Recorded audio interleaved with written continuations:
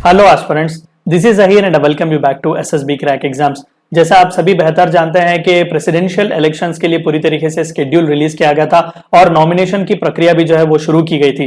तो अपने अपने पार्टीज जो है वो अपने अपने कैंडिडेट्स को चुन रहे थे और हम सभी में ये पूरी तरीके से स्पेकुलेशन छाया हुआ था कि फर्दर जो 15th प्रेसिडेंट ऑफ इंडिया होंगे, जो रामनाथ कोविंद जी को सक्सीड करेंगे, वो कौन होंगे। तो as of now opposition parties वालों ने यशवंत सिन्हा जी का नाम प्रपोज किया हुआ है and apart from that NDA जो कि बीजेपी लीड कर रहा है, उन्होंने द्रौपदी मुर्मू जी जो कि फॉर्मर झारखंड की गवर्नर रह चुकी हैं, उनका नाम उन्होंने फाइनलाइज किया हुआ है और उनके नॉमिनेशन के पेपर्स भी फाइल किए हुए हैं। और एडिक्वेट जो कुछ भी नंबर्स चाहिए वो स्पेशल कोटा अटेन करने के लिए 50% प्लस 1 कोटा, जिसके बारे में मैंने ऑलरेडी एक वीडियो बनाया हुआ है डिटेल में कि प्रेसिडेंट ऑफ इंडिया का इलेक्शन किस तरीके से होता है, इलेक्टोरल कॉलेज वगैरह क्या होता है, तो आप एक बार उस वीडियो को पहले देख लें। तो उस वीडियो में मैंने कहा हुआ था कि मिनिमम सिंपल मेजोरिटी लाने से जीत नहीं होती, 50% प्लस 1 कोटा बहुत ही जरूरी है।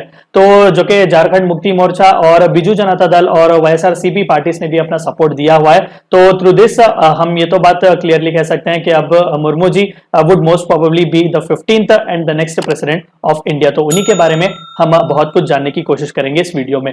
वीडियो को शुरू करने से पहले मैं आप सभी को एक बार याद दिला दूं कि एसएसबी क्रैक एग्जाम्स के पास एसएसबी इंटरव्यू से related full fledge online course available है, बहुत ही अफोर्डेबल प्राइसेस में है। हर महीने इसके नए बैचेस स्टार्ट होते हैं, एक बार जाकर जरूर चेकआउट कीजिएगा। सो मूविंग हेड, यस, आप जैसे कि आप सभी को पता है कि अपोजिशन वालों ने यशवंत सिन्हा जी का नाम जो है वो पिक किया हुआ था and apart from that BJP जो कि एज ऑफ नाउ सबसे ज्यादा आंकड़े इलेक्ट करवाने के प्रेसिडेंट को इन्हीं के पास है, एनडीए की सरकार के पास ही है, तो उन्होंने अपने प्रेसिडेंशियल कैंडिडेट को चुना हुआ था द्रौपदी मुर्मू जी को। और एक खास बात यह है कि she belongs from a tribal community, तो अगर उनका इलेक्शन हो जाता है, जो कि ऑफ कोर्स हो ही जाएगा, तो she will be rewriting the history to become the first tribal person to become president of India and second woman to become president of India after Shrimati Pratibha Devi Patil Singh ji. तो आइए उनके बारे में थोड़ा बहुत जानने की कोशिश करते हैं। तो द्रौपदी मुर्मू जी का जन्म 20 जून 1958 को हुआ था बैदापोसी विलेज जो कि मयूरभंज जिला में है, ओडिशा के। यहाँ पर आप देख सकते हैं ओडिशा के मयूरभंज जिले में उनकी पैदाइश हुई थी और उनके फादर का नाम बिरांची नारायण टुडू था and she actually belongs to Santal family जो कि एक ट्राइबल एथनिक ग्रुप है। तो this is one such reason why her candidature is also एक हिस्टोरिक मेकिंग है, क्योंकि अब तक कोई भी ट्राइबल कम्युनिटी से प्रेसिडेंट ऑफ इंडिया नहीं बना हुआ है। So moving ahead, Murmu ji की शादी जो है वो श्याम चरण मुर्मू जी से हुई और उन दोनों कपल्स के जो है 2 बेटे और एक बेटी भी थी, लेकिन पर्सनल ट्रेजेडीज की वजह से मुर्मू जी के हस्बैंड और उनके दोनों बेटों की जो है वो लॉस हो गई, डेथ हो गई थी। एंड आगे जाकर जो है स्पेसिफिकली अगर उनके एजुकेशनल क्वालिफिकेशन की अगर हम बात करें तो उनके पास बैचलर्स डिग्री है आर्ट्स में, जो कि उन्होंने रामा देवी वुमेन्स कॉलेज भुवनेश्वर उड़ीसा से लिया हुआ है। एंड अपार्ट फ्रॉम दैट वो सरकार में भी काम कर चुकी हुई हैं, जूनियर असिस्टेंट की तरह उन्होंने काम किया हुआ है इरिगेशन और पावर डिपार्टमेंट में उड़ीसा गवर्नमेंट में। तो उनका अपब्रिंगिंग, उनका पूरा पॉलिटिकल करियर भी जो है वो उड़ीसा के आसपास ही रहा है। एंड अपार्ट फ्रॉम दैट उन्होंने अपना पहला पॉलिटिकल करियर जो कि क्योंकि अब तक जो है वो गवर्नमेंट में एज सिविल सर्वेंट काम कर रही थी, एज अ गवर्नमेंट ऑफिसर की तरह वो काम कर रही थी, लेकिन पॉलिटिकल स्टिंक्ट उन्होंने अपना चालू किया हुआ था as vice chairman of Rairangpur के नोटिफाइड एरिया काउंसिल की। जब वो वाइस चेयरमैन बनी तो वहां पर पहली बार उन्होंने अपना पॉलिटिकल करियर स्टार्ट किया हुआ था। एंड अपार्ट फ्रॉम दैट बहुत ही लंबा कार्यकाल इन्होंने पब्लिक सर्विस में बिताया हुआ है। ट्राइबल पीपल के प्रॉब्लम्स के लिए बहुत ही वोकल वो हमेशा रही हुई हैं, बहुत ही जबरदस्त से काम उन्होंने किए हुए हैं। And apart from that Odisha legislative assembly ने उन्हें ऑनर भी किया हुआ था as best MLA of the year award 2007 के लिए। तो आप देख सकते हैं कि ऑलरेडी कितना नाम उन्होंने कमाया हुआ है।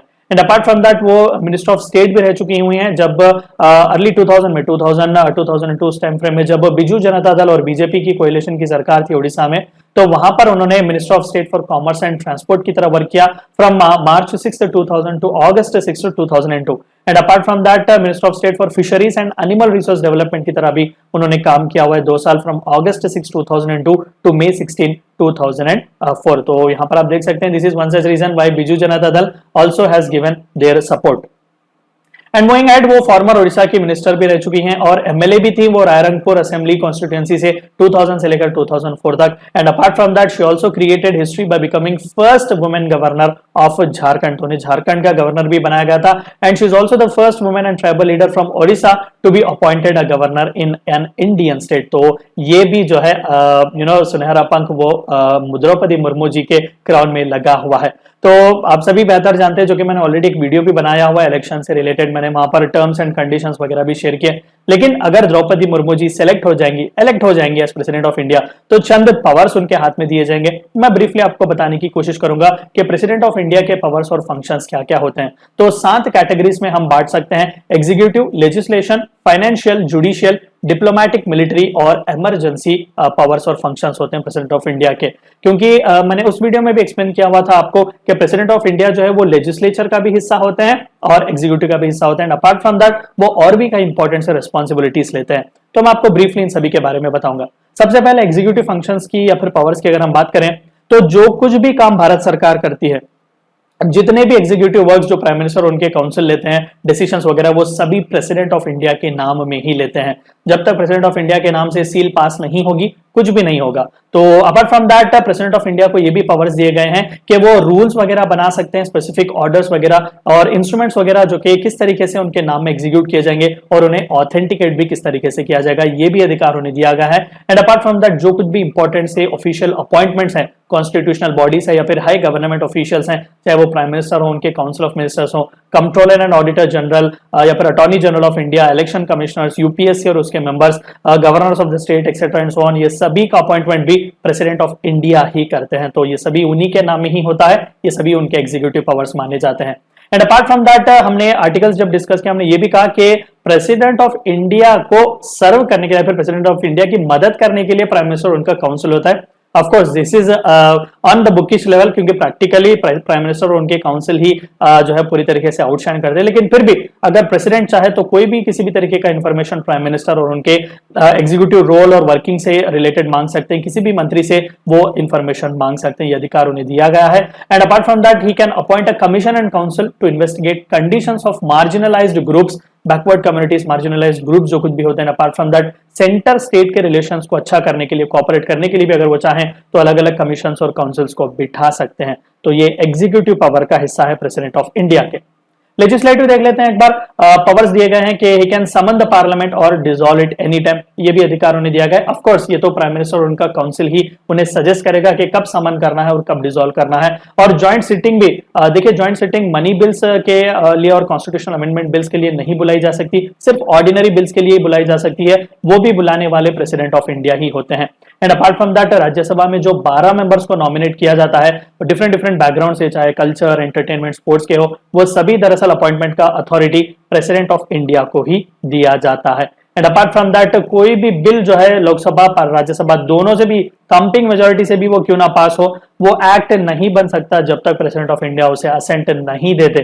तो this is one such reason why I said that intrinsically president of India is also part of our legislature, क्योंकि जब तक वो साइन नहीं करेंगे वो एक्ट नहीं बनेगा। एंड अपार्ट फ्रॉम दैट अगर लोकसभा में स्पीकर या डिप्यूटी स्पीकर का पोजीशन वेकेंट होता है तो वहां पर भी वो उन्हें अपॉइंट कर सकते हैं। राज्यसभा के वाइस चेयरमैन के पोजीशन के लिए और भी इस तरीके के स्पेशल चंद केसेस आगे आएंगे तो वहां पर भी वो अपॉइंटमेंट्स वगैरह कर सकते हैं। तो ये लेजिस्लेटिव पावर्स उन्हें दिए गए हैं।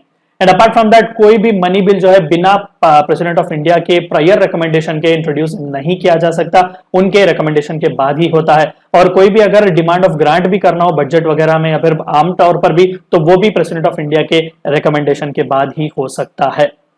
एंड अपार्ट फ्रॉम दैट जो कंटिजेंसी फंड हम मेंटेन करते हैं, एक कॉर्पस फंड हमेशा मेंटेन किया जाता है, फॉर एग्जांपल 500 करोड़ रुपए का।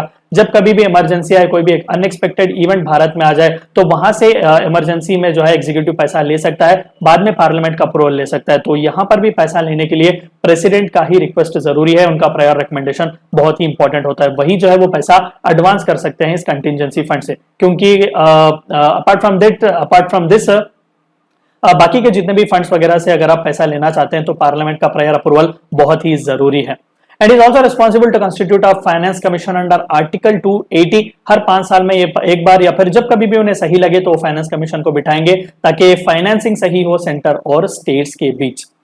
मूविंग एट चंद जुडिशियल पावर्स भी उन्हें दिए गए हैं, जैसे कि चीफ जस्टिस ऑफ इंडिया या फिर सुप्रीम कोर्ट और हाई कोर्ट के जजेस, वहां के चीफ जस्टिस को अपॉइंट करना, दरअसल ये प्रेसिडेंट ही अपॉइंट करते हैं। सुप्रीम कोर्ट से अगर वो चाहे तो कोई भी एडवाइस ले सकते हैं under article 143। And apart from that कोई भी अगर कन्विक्ट है किसी भी ऑफेंस का क्यों ना हो, कितना भी बड़ा वो ऑफेंस क्यों ना हो, अगर प्रेसिडेंट को लगे कि उसे पार्डन करना चाहिए तो वो पार्डन कर सकते हैं। अगर सुप्रीम कोर्ट ने मौत की फांसी भी सुनाई, फांसी की सजा भी सुनाई हो, तो वहां पर भी प्रेसिडेंट ऑफ इंडिया को पावर दिए गए हैं कि वो उसे रिस्पाइट, रिमिशन, पनिशमेंट, सस्पेंड वगैरह जो भी चाहे उस उस जजमेंट को जो है वो थोड़ा बहुत कम करवा सकते हैं। तो ये भी पावर उनके हाथ में दिया गया है। चंद डिप्लोमेटिक पावर्स भी उनके हाथ में दिए गए हैं, जैसे कि जो कोई भी इंटरनेशनल ट्रीटीज वगैरह, मेमोरेंडम्स हो, अग्रीमेंट्स हो, यूएन से हम साइन करते हैं, फिर बायलैटरल कंट्रीज के साथ हमारे एग्रीमेंट्स होते हैं, वो भी सभी प्रेसिडेंट के बिहाफ ही होते हैं। प्राइम मिनिस्टर बस वहां पर जाकर नेगोशिएट करते हैं, लेकिन वहां पर सिग्नेचर सब प्रेसिडेंट ऑफ इंडिया के नाम से ही होते हैं। लेकिन ऑफ कोर्स प्रायर पार्लियामेंट का अप्रूवल बहुत ही जरूरी है। And apart from that international forum और स्टेजेस जो कुछ भी होते हैं वहां पर सभी जगह पर प्रेसिडेंट ऑफ इंडिया इंडिया को रिप्रेजेंट करते हैं, हमारी इंडिया की टेरिटोरियल सॉवरनिटी, इंटीग्रिटी और यूनिटी को रिप्रेजेंट करते हैं। And apart from that military की मैं क्या बात बताऊं, सुप्रीम कमांडर इन चीफ होते हैं हमारे डिफेंस फोर्सेस के, और रिस्पॉन्सिबल भी होते हैं इंडियन आर्मी, इंडियन नेवी और इंडियन एयरफोर्स के चीफ्स को यही अपॉइंट करते हैं। Apart from that prior approval of parliament in the cabinet, वो चाहे तो वॉर वगैरह भी डिक्लेयर कर सकते हैं, पीस भी कंक्लूड करते हैं, वो भी इन्हीं के नाम से ही किया जाता है। तो आप देख सकते हैं कि बहुत ही एक influential position president of India का है। And apart from that ultimately emergency के भी प्रोविजन सुने दिए गए अंडर आर्टिकल 352, 356 एंड 360। तो ये भी जो है टर्म्स एंड कंडीशंस हैं कि प्रायर अप्रूवल ऑफ एग्जीक्यूटिव यानी कि प्राइम मिनिस्टर, उनके काउंसिल ऑफ मिनिस्टर्स का रिकमेंडेशन होना बहुत ही जरूरी है। लेकिन फिर भी ये इमरजेंसी पावर्स भी जो है वो लगा सकते हैं, ये स्पेशल पावर जो है वैलिड ग्राउंड के बेसिस पर प्रेसिडेंट ऑफ इंडिया प्रोक्लेम कर सकते हैं। तो ये थे चंद इंपॉर्टेंट से पावर्स जो कि आपको, पावर्स एंड फंक्शंस जो कि आपको प्रेसिडेंट ऑफ इंडिया के बारे में जानने थे। एंड अपार्ट फ्रॉम दैट जैसे कि आप सभी को भी पता है कि प्राइम मिनिस्टर मोदी जी भी थे, अमित शाह जी भी थे, जेपी नड्डा जी, जो कि बहुत ही सभी प्रोमिनेंट एनडीए के मिनिस्टर्स वगैरह भी थे, और जो कोई भी पार्टीज वाईएसआरसीपी हो, जेएम हो या फिर एआईएडीएम के सभी पॉलिटिकल पार्टीज के रिप्रेजेंटेटिव्स जिन्होंने सपोर्ट दिया हुआ है, उन सभी के साथ मिलकर द्रौपदी मुर्मू जी ने अपने नॉमिनेशन के पेपर्स फाइल भी किए हुए हैं, और मोस्ट प्रॉब्ली आंकड़ा आसानी से क्रॉस हो जाएगा and easily she will no doubt sail through the elections and most probably we can expect her to be the next 15th president of India. And moving ahead, schedule की एक और बार मैं बता दूं कि 29th ऑफ जून आखिरी date है nominations देने के लिए, 30th ऑफ जून को स्क्रूटिनी होगा नॉमिनेशंस का, 2nd ऑफ जुलाई जो है वो विड्रॉल ऑफ कैंडिडेचर, अगर कोई कैंडिडेचर अपने नाम को विड्रॉ करना चाहता है तो कर सकता है। अगर पोल जरूरत हो, अगर यूनानिमसली किसी भी ओपोनेंट, अगर कोई भी ओपोनेंट ना हो, यूनानिमसली सभी पॉलिटिकल पार्टी से एक ही को चूज करेंगे, तो अगर नेसेसरी हो तो पोल्स 18th जुलाई को हो सकते हैं। अपार्ट फ्रॉम दैट काउंटिंग की अगर जरूरत पड़े तो 21st ऑफ जुलाई 2022 को हो सकते हैं। तो हमें 21 जुलाई तक पता चल जाएगा कि नेक्स्ट प्रेसिडेंट ऑफ इंडिया हमारे कौन होंगे।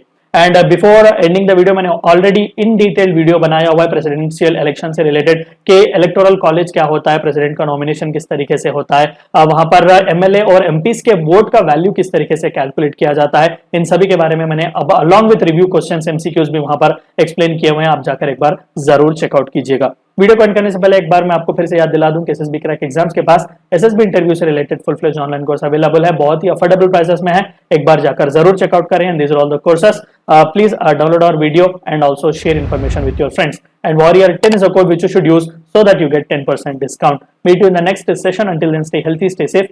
Thank you for watching my lecture. Jai Hind.